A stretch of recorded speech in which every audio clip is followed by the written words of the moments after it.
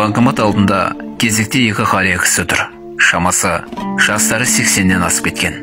Кәдуілгі аталар. Шейделері сұр шалбарына тағылған былғары белдіктеріне дейін бірдей. Белдіктері белінде емес, қолтық тұсына дейін көтеріп алғандай әсер қалдырады. Сен бірдеңе төлейін деп тұрсың ба? Телефон үшін. Немерем карточкеме ақша сап жіберіпті. Ол шетелде тұрады. Сол ақшамды алып, Любашама гүл алайын дегем. Көптен бері гүл әпермей кетіп ем. Соңғы рет 8 наурызда алдым ау деймін. Гүл деген керек қой. Гүлсіз өмір жоқ. Деп күрсінді досы.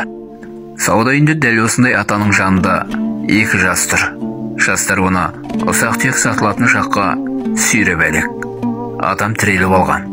Көнер емес. Әй, қымбат қол шатырды өздерің аға персеңдерші.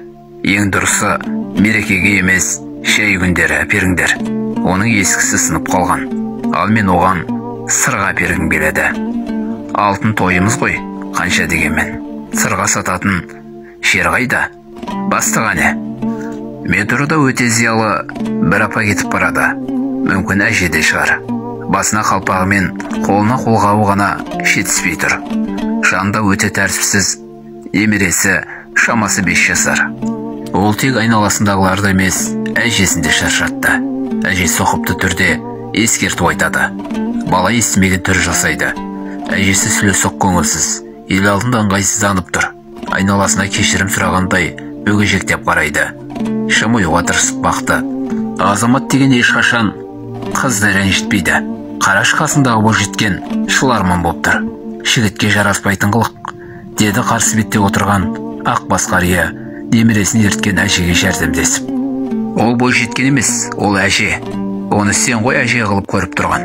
Ал мен бойжеткен көріп тұрмын. Шашына ақ түскен бойжеткен.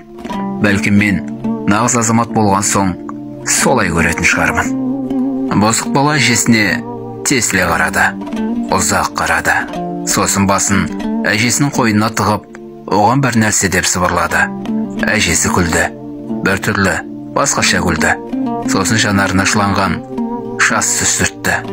Нағыз азамат орнынан тұрып, ейліп қоштасты да түсіп қалды. Дәріхананың жанындағы дүкеннен тағы бір нағыз азамат шығып келе жатыр. Қолында шоколад бар. Оны сыртта сүйкімді апа күтіп алды. Қайда жүрсің? Есің шықты ғой. Мен саған дәрі ал демеп пе едім? Алдым ғой. Сосын саған тәтті ала салайын дедім. Дәріні ішкенде тыржиясың ғой. 10 жасар джентльмен метрода Аннаға орын берді. Анна оған ботадай көздерін төңкеріп қарайды. Алдында бала тұр. Негізі орында Анна балаға беру керек еді. Бірақ джентльмен ханымдардың көзінше көнер емес. Ақыры болмаған соң Анна отырды. Жігіт риза қалпы анасына қарады. Мен джентльменнің анасына қарап мұндай тамаша жігітті бұдан бұрын Киевте көрмегенімді айттым. Маршруткада жүргізушінің жанында отырмын. Бір қария кіріп, жеңілдікпен жүретін жолаушыға отыруға бола ма, жоқ па деп сұрады. Жүргізуші шақтырмай, енді бар отыр, деді. Қария терең күрсінді, бірақ автобусқа отырды. Мен жүргізушіге ата үшін ақысын төледім. Билетті алып, атаға беріп жібердім. Ата қызарақтап қалды. Сосын есін жинап рахметін айтты. Екеуміз бір аялдамадан түстік. Нағыз азамат менен бұрын түсіп, маған қолын созды.